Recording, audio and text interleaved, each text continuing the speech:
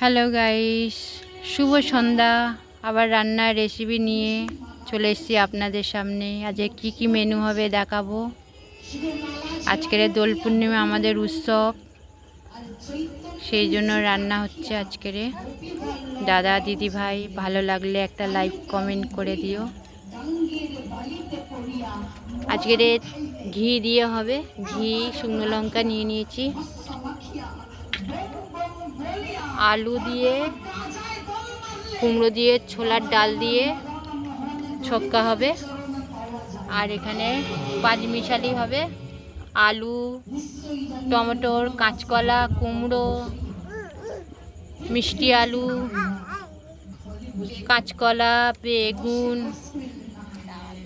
ডাল, মুগ ডাল, একটা ডালমা হবে। পাঁচমিশালি একটা ডালমা, পাঁচমিশালি না, এখানে সাত রকমের হয়ে গেছে।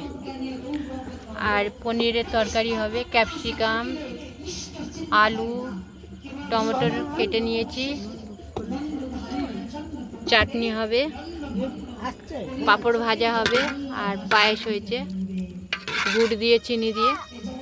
ভালো লাগলে একটা লাইক কমেন্ট করো ছোটো বোনটার জন্য, সে আমার ছোট্ট বোন, বড় আদুরের।